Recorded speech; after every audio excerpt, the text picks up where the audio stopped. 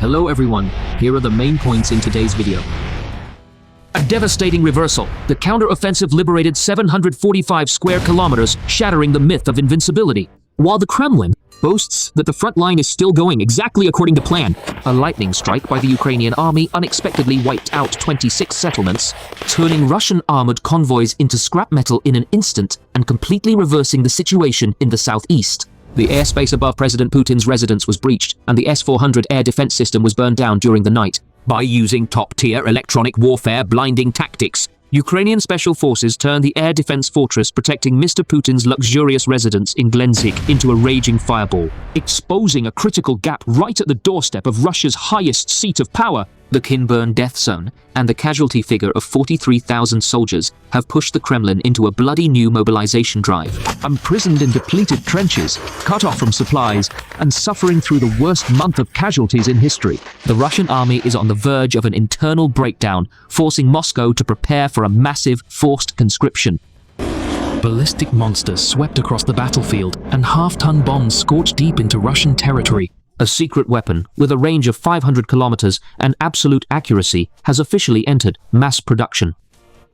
This fulfills Kyiv's strong statement about bringing the flames of war directly to the enemy's headquarters. Welcome to War Discussions Analysis Program. Before we get into the details, we hope you can take a few seconds to like the video and subscribe to support our team. Thank you, dear viewers. Putin is bitter as Ukraine recaptures 745 square kilometers of land, wipes out 26 bases, and eliminates more than 16,000 Russian troops. Ladies and gentlemen, in recent days, the Kremlin has once again appeared before the media with its familiar message of confidence, claiming that all strategic plans are still proceeding exactly as intended. That outward confidence stems from reports just a month ago by Russian military commanders, who declared to President Vladimir Putin that the key defensive line at Kostiantynivka in eastern Ukraine had been broken and was completely under their control.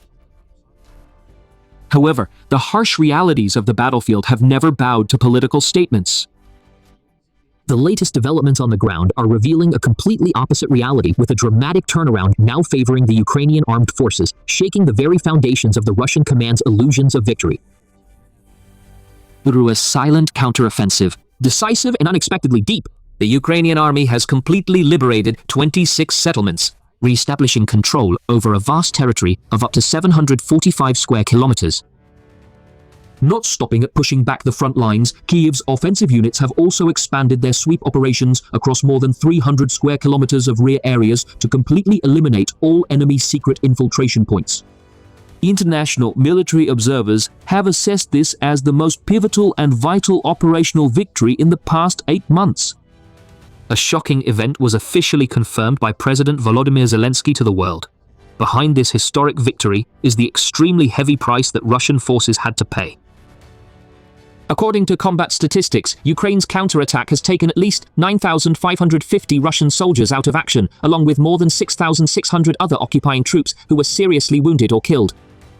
What amazes analysts even more is that Kyiv created this turning point during the most brutal period, when Ukrainian cities had to endure more than 450 devastating Russian missile strikes in July alone.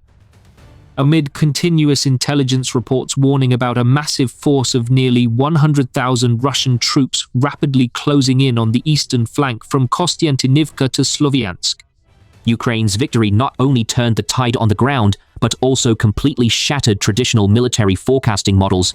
Their success was built on the perfect combination of absolute information security discipline and the art of highly flexible, proactive defensive operations. The operational map shows that Ukraine's main offensive was steadfastly deployed along the Oleksandrivka direction throughout the period from early in the year to August 2020. A front line about 60 kilometers wide stretched across the sensitive junction between the three provinces of Dnipro, Dnipropetrovsk, Donetsk, and Zaporizhia, becoming the focal point of the outbreak of hostilities.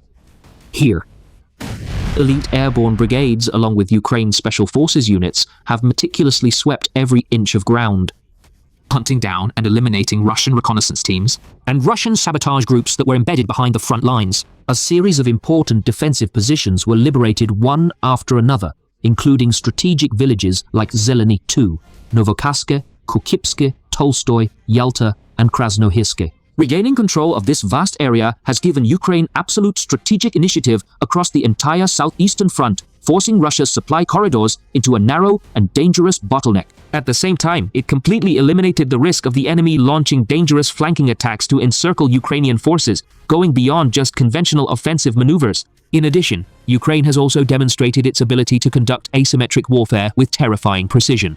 A typical example is the ambush by the Ukrainian National Guard when they detected a Russian military convoy quietly moving 20 kilometers deep behind the front lines. Lulled by a full sense of security in the rear, the Russian soldiers were caught off guard when 7 Ukrainian FPV suicide drones suddenly swooped down like a nightmare from the sky, turning more than 20 combat vehicles into blazing heaps of scrap metal. Trong vỏn vẹn vài giây ngắn ngủi. This attack is strong evidence of the lethal radius of unmanned aerial vehicles, as well as Kyiv's superior battlefield situational awareness, becoming a key driving force that helped fully liberate 745 square kilometers of territory. Currently, the momentum of the campaign shows no signs of slowing down as Ukraine's spearhead forces continue to expand their controlled areas. Fierce battles are taking place every hour around the outskirts of the towns. Independent combat analysis reports from French military observers confirm that Ukrainian forces have successfully crossed the Mokry-Iali River and are simultaneously advancing their offensive in 2 separate pincer movements. The prospect of Russian forces having to continue retreating and giving up more territory they once occupied is now clearer than ever. The biggest question being asked right now is, why is a military superpower always proud of having one of the largest armies on the planet, powerless to stop Ukraine's advance? The answer lies in a series of overlapping crises in logistics, combat doctrine, and troop morale, which are causing Russia's military machine to crack from within. The main reason why Russia cannot hold this defensive area is the excessive dispersal of its forces, which has led to a loss of control.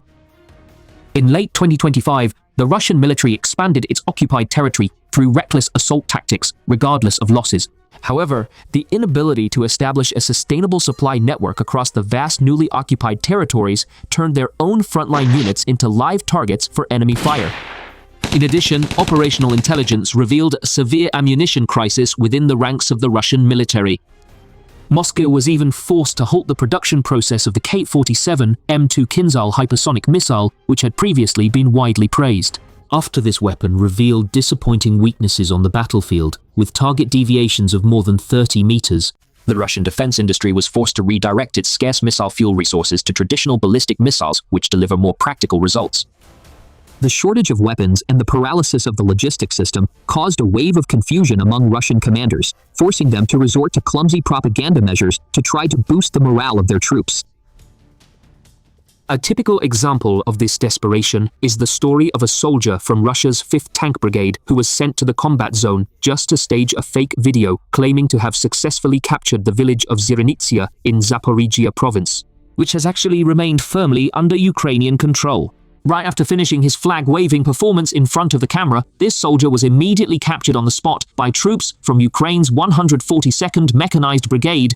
Amidst clumsy media stunts and repeated tactical failures, the real disaster that is crushing the fighting spirit of the Russian army is that their manpower losses have reached an irrecoverable level.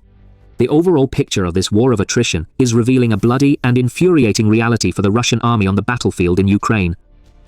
In July alone, Moscow's expeditionary forces had to pay with the lives and fighting strength of about 43,000 soldiers.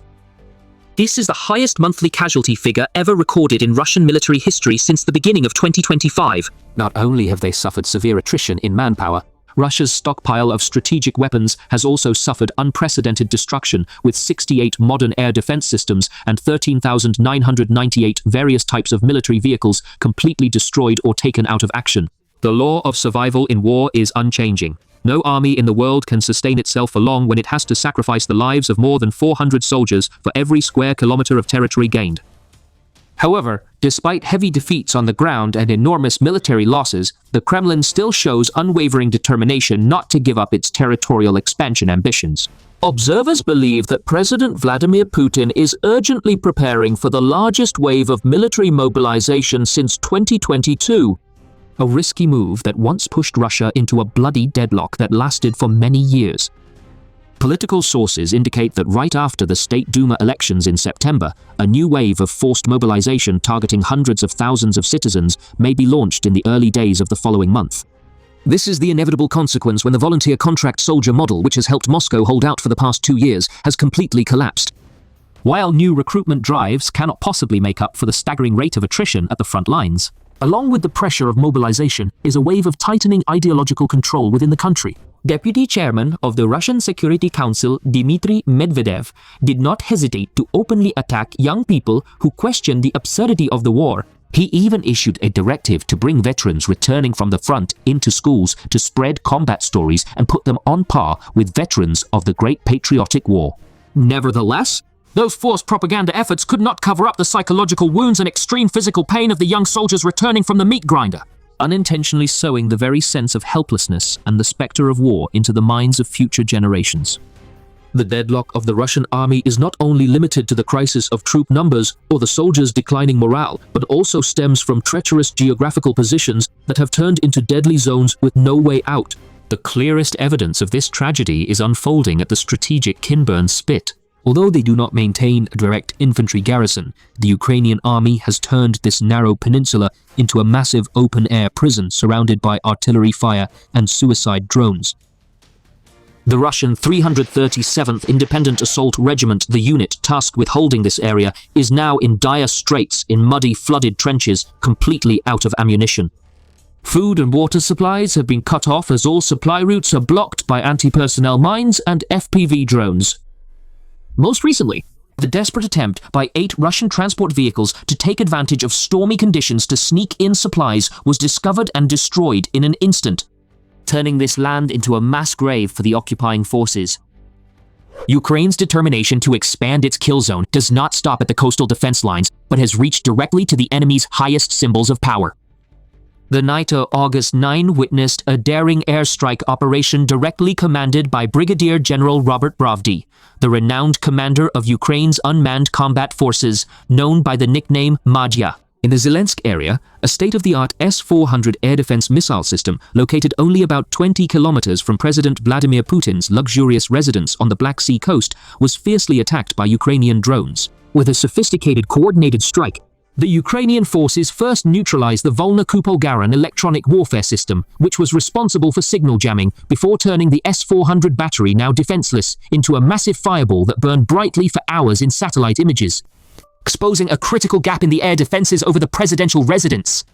Not stopping there, Commander Madya affirmed that with timely financial support from the West, the intensity of airstrikes targeting Russian military objectives on the Crimean Peninsula would increase 7-fold. Kyiv's strategic goal is now clear: to turn Crimea into a deadly logistical trap that is unsustainable for the Russian military. By destroying more than 300 air defense assets and high-value radar stations in Crimea over the past few months, Ukraine has crippled Moscow's deterrence capability, forcing the enemy to launch only 5 missiles in the last 4 large-scale attacks because key launchers have been completely destroyed. Amidst these profound changes, the new strategic plan from Ukraine's defense leadership has sent a strong message. The war will no longer be confined to the muddy trenches of Donbass. Kyiv is proactively shifting its focus to attacking and destroying critical infrastructure, strategic naval bases, and vital logistics networks deep inside Russian territory. The strategic vision outlined by President Volodymyr Zelensky is to bring the flames of war back to where it all began, and this is becoming the backbone of Ukraine's entire military doctrine. With increasingly refined combat capabilities, breakthrough technology, and unyielding willpower, Ukraine is gradually proving that they are not only capable of defending themselves, but also fully capable of reshaping the war on their own terms.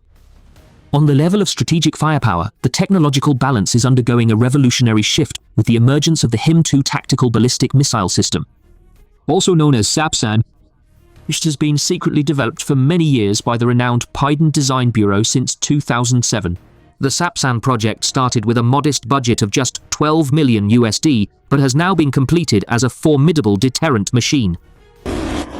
The latest field tests recorded absolute accuracy with a margin of error approaching 0, officially bringing this system into mass production. With a missile body diameter of up to 900 millimeters, a range reaching 500 kilometers, and a high explosive warhead weighing half a ton, Sapsan is capable of wiping out fortified underground command posts and the enemy's headquarters deep beyond the border, completely reshaping Kyiv's long-range deterrence doctrine. The rise of Ukraine's domestic defense industry is creating a highly integrated, multi-layered joint combat capability across the entire battlefield.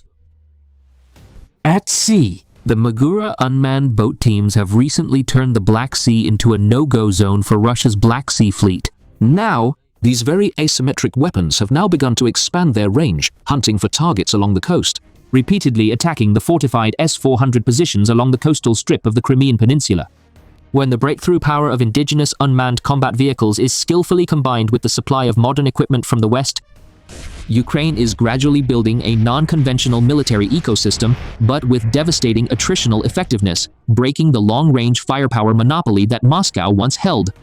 However, the decisive strategic issue for fully liberating the battlefield for Kiev still lies in the bottleneck of production rights for the Patriot air defense missile system. Even though the two leading American defense industry corporations, Raytheon and Lockheed Martin, remain cautious about directly transferring interceptor missile production lines to Ukraine, flexible cooperation initiatives are being vigorously promoted, including a model where some specialized components are manufactured directly in Ukraine and the final assembly is completed at military facilities in Germany. Once this legal barrier is removed by Washington, allowing Ukraine's air defense network to independently supply its own ammunition either on its own territory or in Europe, Russia's ballistic missile terror campaign will be completely neutralized. At that point, Ukraine will not only close its skies with an impenetrable defensive shield, but will also possess the power to launch devastating strikes deep into the enemy's strategic rear with its own stockpile of ballistic missiles. In contrast to Kyiv's transformation in combat technology, the Russian Federation's war machine is gradually approaching the limits of its endurance, both economically and socially. As of July, Russia's federal budget deficit had reached a historic record, surpassing 6.5 trillion rubles, equivalent to about $78.5 billion US. Neither oil revenues nor strengthened tax policies are enough to support a massive war machine that consumes thousands of lives and expensive equipment every day on the battlefield. On Russia's home front, the reality of war is becoming increasingly suffocating. Waves of drone attack warnings are constantly paralyzing the civilian aviation network. Widespread fuel shortages in many regions, along with harsh communication restrictions, are pushing the endurance of the Russian public to the breaking point.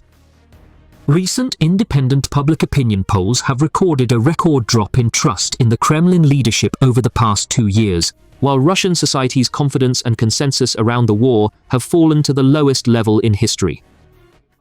Moscow's plan to launch a new general mobilization this fall, aiming to throw hundreds of thousands more lives into the flames of conflict to save its political position, risks triggering an irreversible cascading collapse from within. Will a new wave of conscription, amid a depleted economy, be enough to help Moscow advance further, or will it lead to further decline? And will Ukraine's ability to independently mass-produce ballistic missiles make Russia pay a heavy price? Please feel free to share your perspective in the comments section below. War Commentary appreciates your thoughts.